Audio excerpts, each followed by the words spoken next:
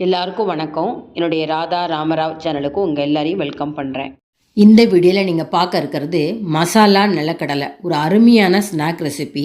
கடலை மிட்டாய் எந்த அளவுக்கு உடம்புக்கு நல்லது நம்ம சாப்பிட குழந்தைங்கலேருந்து எல்லோரும் கொடுக்குறோமோ, அதுக்கு அடுத்தது ஒரு காரசாரமாக ஒரு ஸ்நாக் ரெசிபின்னு பார்த்தா இந்த மசாலா நிலக்கடலை ரொம்ப ஈஸியாகவும் இருக்கும். ஒரு 15 நாள் ஸ்டோர் பண்ணலாம்.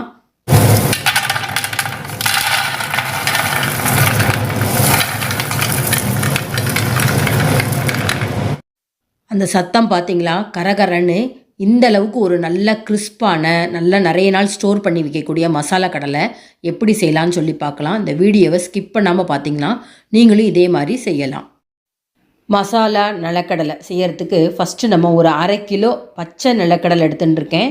நல்லா கவனிச்சுக்கோங்க, வறுத்த நிலக்கடலை எடுத்துக்கக்கூடாது. பச்சை நிலக்கடலை நல்லா சுத்தமாக இருக்குது பாருங்கள், நல்லா பெருசு பெருசாகவும் நல்லா குவாலிட்டியாக இருக்குது. இந்த மாதிரி எடுத்துகிட்டா ரொம்ப நல்லாயிருக்கும்.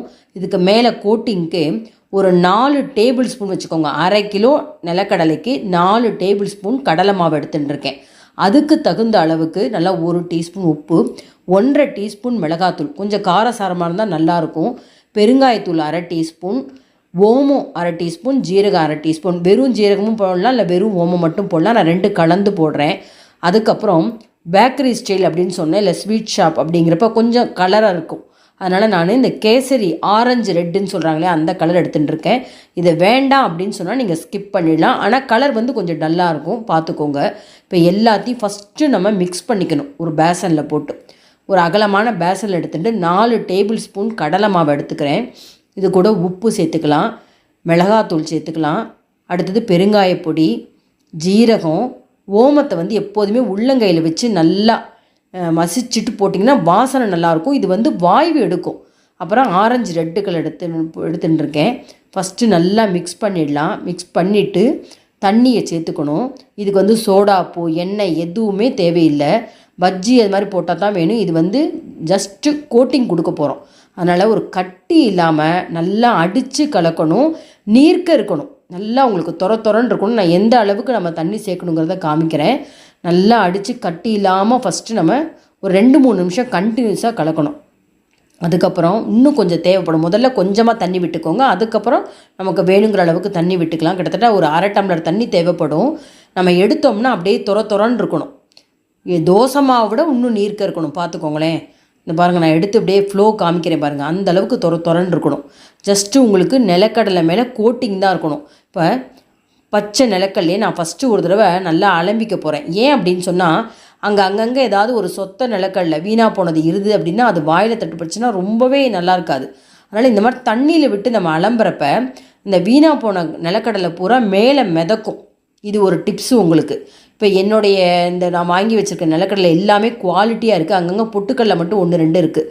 அதை மட்டும் எடுத்துடுறேன். இப்போ என்ன பண்ணலாம், திருப்பி ஒரு வடிகட்டில் வந்து இதை தண்ணியை பூரா வடித்து எடுத்து வச்சுக்கணும். ஒரு வடிகட்டல் எடுத்து வச்சுட்டுருக்கேன். இதில் அந்த நிலக்கடலை முழுக்க வடித்து எடுத்து வச்சுக்கலாம். தண்ணி வடிஞ்சதுக்கப்புறம் நம்ம இப்போ பெசரி வச்சுட்டுருக்க அந்த கடலை மாவில் இதை சேர்த்துக்கணும். எடுத்துகிட்டு நல்லா மிக்ஸ் பண்ணணும். மிக்ஸ் பண்ணிவிட்டு தான் நம்ம வந்து அடுப்பில் எண்ணெய் வைக்கணும். ஒரு 2-3 நிமிஷம் உங்களுக்கு இதில் ஊறினா போகும். நல்லா கவனிச்சுக்கோங்க, இது வந்து பக்கோடா மாதிரி இருக்கக்கூடாது, ஜஸ்ட்டு கோட்டிங் இருக்கணும். பாருங்களேன், உங்களுக்கு க்ளோஸ்அப்பில் காமிக்கிற பாருங்கள், லேசாக மேலே கோட்டிங் இருக்குது. இந்த மாதிரி இருந்தால் தான் உங்களுக்கு ஒரு 2 டேபிள் ஸ்பூன் எடுத்து சாப்பிட்டாலும் உங்களுக்கு ஒரு மாதிரி நெஞ்சு கறிக்காமல் இருக்குன்னு வச்சுக்கோங்களேன். ஏன்னா கடலை மாவு இருக்கிறது, நிலக்கடலை அப்படிங்கிறப்ப ரொம்ப சாப்பிட்டா ஜீரண சக்தி இல்லாமல் இருக்கும். இது வந்து ஒரு பெரிய கப்பில் நீங்கள் சாப்பிட்டா கூட உங்களுக்கு ஆசையே தீராது, அந்தளவுக்கு சூப்பராக இருக்கும். அதே மாதிரி ஒரு அகலமான வாணலில் எண்ணெய் வச்சுக்கோங்க. அப்போ தான் ஒன்றோடு ஒன்று ஒட்டாமல் தனித்தனியாக வேகும். நிலக்கடலை மசாலா நிலக்கடலைனா ஒன்று தனித்தனியாக இருக்கணும். ஒரு நிலக்கடலை இன்னொரு நிலக்கடலை ஒட்டவே கூடாது. இப்போ எண்ணெய் காஞ்செடுத்து இப்போ நான் எப்படி போடுறேங்கிறதையும் காமிக்கிறேன். ஒவ்வொரு தடவையும் நம்ம போடுறப்பையும் அடியில் லேசாக அந்த மாவு தேங்கிடும். அதனால் நல்லா கீழேருந்து மேலே வரைக்கும் இந்த மாவை கொண்டு வந்து நல்லா கையால் மிக்ஸ் பண்ணிடணும்.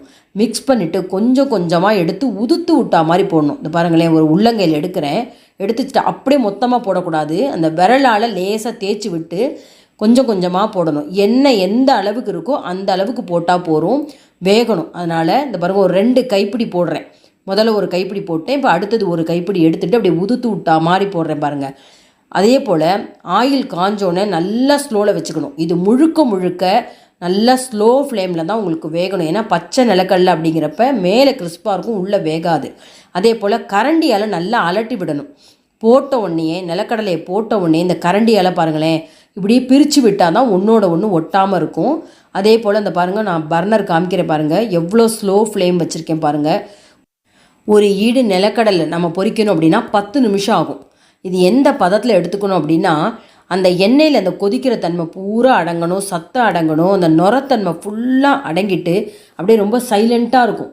இப்போ பாருங்கள், இன்னுமே நமக்கு வெந்து கொடுக்கலன்னு அர்த்தம். இன்னுமே அந்த பபிள்ஸ் தெரியுது பாருங்களேன். அடுத்த ஸ்டேஜ் உங்களுக்கு காமிக்கிறேன், அப்போ தான் உங்களுக்கு நல்லாவே புரியும். இப்போ பாருங்கள், முன்னை விட இப்போ இன்னுமே நுர அடங்கியிருக்கு பாருங்கள். இந்த ஸ்டேஜ் தான் நம்ம எடுக்கணும். ஒரு வடிகட்டலில் எடுத்துக்கலாம், ரொம்ப முக்கியம். நீங்கள் ஒரு தடவை நீங்கள் போட்டு பார்த்தா அந்த பதம் தெரிஞ்சிடும் உங்களுக்கு. அதுக்கப்புறம் 2ஆம் தரம் 3ஆம் தரம்லாம் கரெக்டாக பொரிப்பீங்க. சத்தம் ஃபுல்லாக அடங்கி நுரத்தன்மை அடங்கினதுக்கப்புறம் தான் எடுக்கணும். எடுக்கிறப்பே உங்களுக்கு கரகரன்னு சத்தம் கேட்கும். அதை வச்சுட்டே நீங்கள் இது நல்லா வெந்திருக்குன்னு பார்க்கலாம். அது மட்டும் இல்லாமல் ஒரு தடவை நீங்கள் பொரிச்சிட்டிங்கன்னா ஒரு 2 நிலக்கடலை எடுத்து சாப்பிட்டு பாருங்கள், உப்பு காரம்லாம் போருமா இருக்கா. போரல அப்படின்னா மீதி நம்ம பெசரி வச்சுட்டு இருக்கிறதுக்கு உப்பு காரம் எல்லாமே போட்டுக்கலாம். இந்த நான் ட்ரேயில் போடுறப்ப எப்படி சத்தம் கேட்குதுன்னு பாருங்கள். இந்த மாதிரி சத்தம் கேட்டாலே இது கரெக்டாக நல்லா பொரிஞ்சிருக்குன்னு அர்த்தம். இப்போ மீதி இருக்கிற எல்லா கடலையும் போட்டு எடுத்துடுறேன். இன்னொரு முறை திருப்பி நான் எப்படி இதை பொரிக்கிறேன் அப்படிங்கிறத திருப்பி காமிக்கிறேன். நம்ம ஒரு 10 நிமிஷம் போடுறதுக்குள்ள இன்னுமே நல்லா உங்களுக்கு அந்த நிலக்கடலை அந்த மாவெல்லாம் அப்சர்வ் பண்ணியிருக்கு பாருங்கள். ஃபஸ்ட்டு தடவை விட இப்போ ஒன்று திக்காக எடுத்து நல்லா பெசரி விட்டுண்டு இந்த பாருங்கள், உதுத்து விட்டு போடணும். இந்த மாதிரி ஒரு 2 தடவை 3 தடவை அந்த எண்ணெய் எந்த அளவுக்கு இருக்கோ அந்த அளவுக்கு விட்டு உடனே கரண்டியால் நல்லா அலட்டி தனித்தனியாக விட்டு வேக வைக்கணும். இதே மாதிரி நல்லா மொறுன்னு இருக்கிற மாதிரி பொரிச்சப்புறம் கருவேப்பிலையே நம்ம பொரித்து வச்சுக்கலாம். பாருங்கள் வீவர்ஸ், ஒன்று போல் உங்களுக்கு பொரிஞ்சுண்டு நல்லா கரன்னு இருக்குது. லேசாக கோட்டிங் ஆகிருக்கு பாருங்கள் கடலை மாவு. நம்ம பக்கோடா மாதிரிலாம் உங்களுக்கு மேலே ரொம்ப கடலை மாவு நிற்காது. அதனால் வயிறுக்கும் உங்களுக்கு ரொம்பவே உங்களுக்கு ஒரு ஜீரண சக்தி இல்லாமலாம் போகாது. அந்த ஓம வாசனை, ஜீரக வாசனை ரொம்ப நல்லாயிருக்கும். குழந்தைங்களுக்கு ஸ்நாக்ஸாக அதை செஞ்சு கொடுங்க. பாக்ஸில் ஸ்கூலுக்கு போகிறப்ப கொடுங்க. சாயங்கால நேரத்தில் நல்ல ஒரு மசாலா டீ இப்போ நான் போட்டிருக்கேன் பாருங்கள். இது ஆல்ரெடி வீடியோ போட்டிருக்கேன், லிங்க் உங்களுக்கு டிஸ்கிரிப்ஷன் பாக்ஸில் தரேன். ஒரு டீயோ காஃபியோ ஈவினிங் எடுத்துட்டு ஒரு சின்ன தட்டில் ஒரு கொஞ்சமாக நிலக்கடலையை சாப்பிட்டுட்டு நீங்கள் டீயோ காஃபியோ குடிச்சிங்கன்னா அவ்வளோ நல்லாயிருக்கும். ரொம்ப பெருசாக உங்களுக்கு பஜ்ஜி போண்டாங்கிறது தேவையில்லை. ஒரு 15 நாள்லேருந்து 20 நாள் வரைக்கும் ஸ்டோர் பண்ணி வச்சுக்கலாம், வீணாகவே போகாது. அதே கிறிஸ்போடு இருக்கும். அவசியம் இந்த ரெசிப்பியை நீங்கள் ட்ரை பண்ணி பார்த்துட்டு கமெண்ட் பாக்ஸில் உங்கள் கமெண்ட்ஸை போடுங்க.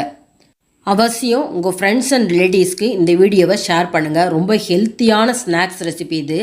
இது வரைக்கும் என்னோடய சேனலுக்கு சப்ஸ்கிரைப் பண்ணாதவங்க மறக்காமல் சப்ஸ்கிரைப் பண்ணி பக்கத்தில் இருக்க பெல் பட்டன் ப்ரெஸ் பண்ணிங்கன்னா நான் போடுற புது வீடியோவுடைய நோட்டிஃபிகேஷன் கிடைக்கும். இன்னொரு இன்ட்ரெஸ்டிங்கான ரெசிபீஸில் பார்ப்போம். Thank you viewers.